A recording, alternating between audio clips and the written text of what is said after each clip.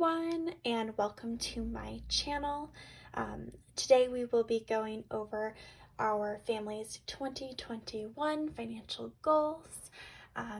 And so just to give you some background on me and my family, we are a married couple with a daughter who is just about 11 months old, and we are currently living in the Midwest, and we make, I would say, a good amount of money for people living in the Midwest, and we are both employed full-time, and I do also have a side hustle and have started this YouTube channel more as a hobby than anything else, just to kind of share our financial goals and our financial progress. So if you are interested in continuing that journey with me, feel free to subscribe. I plan on posting weekly updates on how we are doing.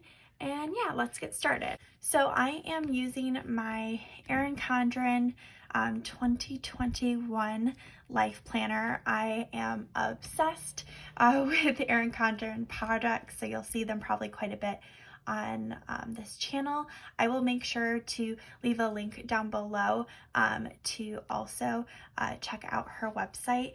I find her products really nice and high quality, and I encourage you, if you're looking to start planning or budgeting, to take a look at her stuff. So yes, let's go ahead and start with writing down our 2021 financial goals. So our first one is to increase our net worth by $26,000 this year. And so we did start tracking our net worth in October of this year. And so far we've actually increased our net worth by about $17,000, but we do have a lot of financial goals in 2021 that might stop us from increasing our net worth by as much. And so, like I said, our goal is that $26,000. The next goal that we have is the reason why our net worth goal is a little bit lower than what we could have done this year, and that is to pay our taxes in cash. So in 2020, we updated our W-4, which affects your tax withholdings for your federal and state taxes, because we had a baby in 2020. And when we did that, I think that we did that wrong. I'm still not really sure, but I'm pretty sure we did, because so far our employer has withheld only $700 for all of 2020, which is a lot lower than last year's tax bill. We also have a business that we run, which will have about $15,000 of taxable income this year. I'm estimating, of course, I don't know anything yet, but I'm trying to plan ahead, because I'm pretty sure in April we are going to owe quite a bit of money. So our goal is most likely going to be to save up $10,866.53. Again, that is just an estimate, but I doubt I'll be off by more than $1,000 either way. It is a pretty conservative estimate, which means I've estimated more than less, so hopefully we're right on the money there. But since we'll only have really 4 months to plan for that amount of money to be paid, we are really doing a lot of savings early on in the year to pay this off. That's going to affect that net worth, since paying our tax bill isn't going to really change our net worth in any way other than by decreasing it by us giving the government the money we owe them.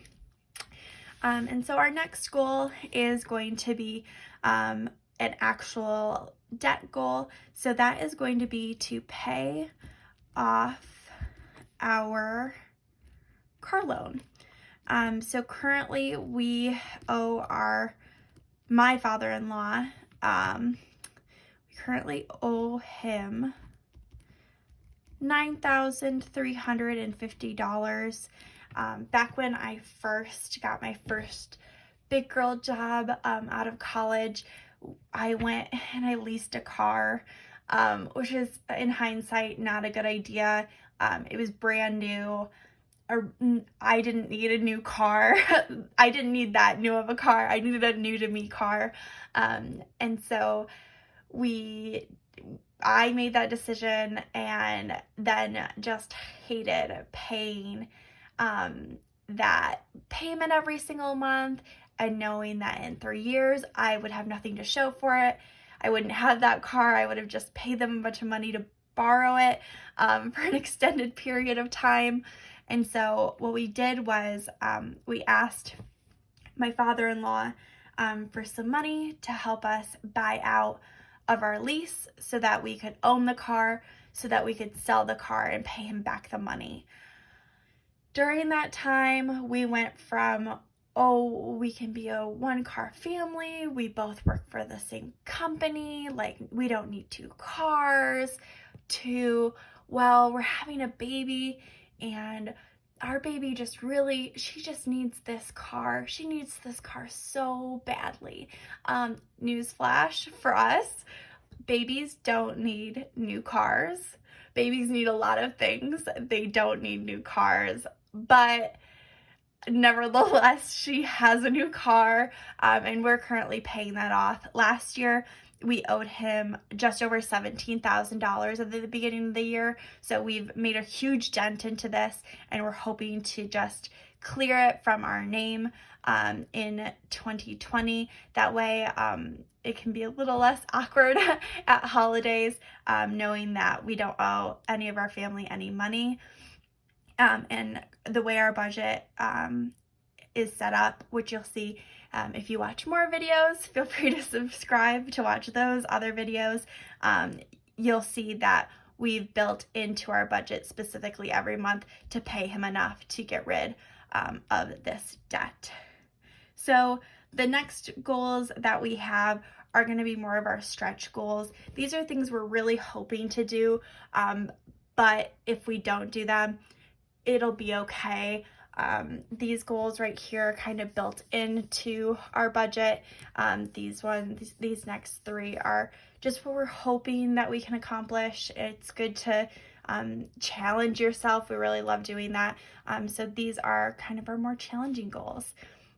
So the next is to pay for college this year in cash. So I am starting my Master's of Business Administration program this year, which I'm really excited about. I think it's going to do hopefully a lot for my career and getting myself in a job I really enjoy, as well as hopefully increasing the amount of income we make every year.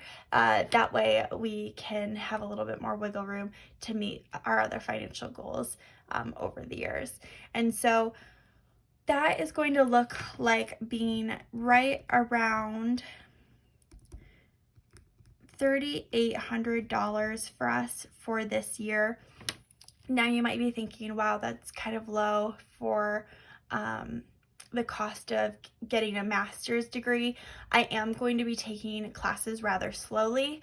I also have this savings plan that my mom set up back when I was really young for my undergraduate schooling, but I didn't use it all when I was an undergraduate. Instead, I took out student loans, which if you've seen other videos, you know that we're in about $12,500 of student loans right now left to pay off. And so I will be able to use some of that money to help me with my master's degree. So that is going to cover about $3,000 of the expenses. We will be responsible for right around $3,800 of those expenses. And some of my classes I actually get to take at my local community college before I start at the university, which also decreases the savings. I love community colleges and I love the prices for their classes. So that is going to be really helpful. But again, that's going to be a lot of money for us. And so hopefully we can do that. If not, we can take out student loans. It won't be that big of a deal, but it's good to have goals. So our next goal is to save 14% of our income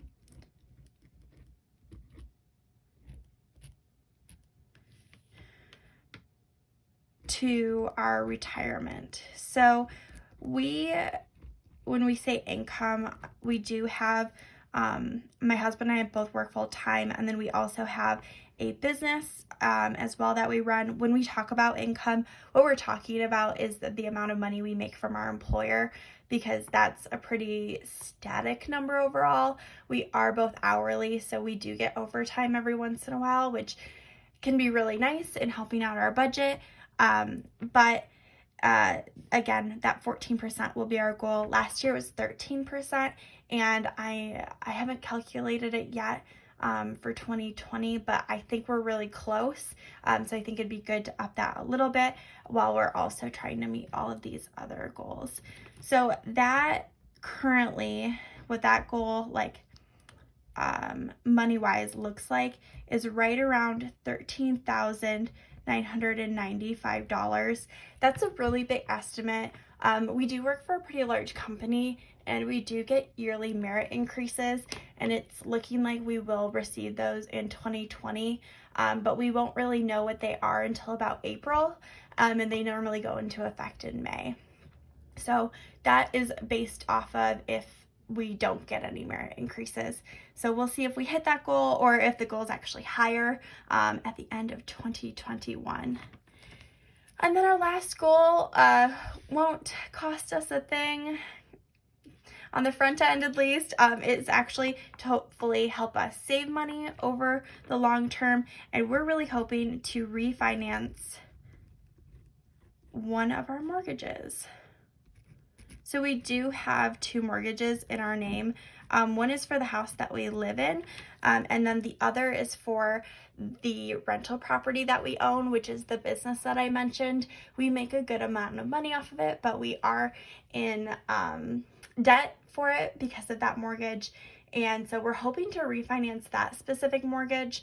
The interest rate right now is right around 4.25%, which at the time was a really great interest rate, but now we're hoping to reduce that, to hopefully reduce the amount of interest we pay over the lifetime of the loan. We really don't plan on getting rid of that property ever, or at least during our working lives. So we think it would be a good idea to do that now because we'll be able to reap the benefits over the next 20 years. So these are all of our financial goals for 2021.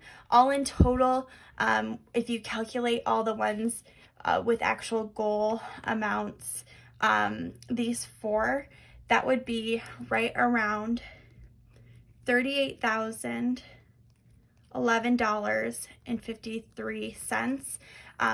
I don't include the increase in net worth to be one of the goals, because obviously if we're paying off our car loan, that will increase our net worth. If we invest all this money into retirement, that will increase our net worth.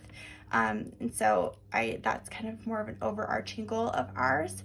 But if you're interested to see how we do with these financial goals throughout of 2021 and how we're able to plan for those and hopefully exceed them, maybe even, please go ahead and subscribe.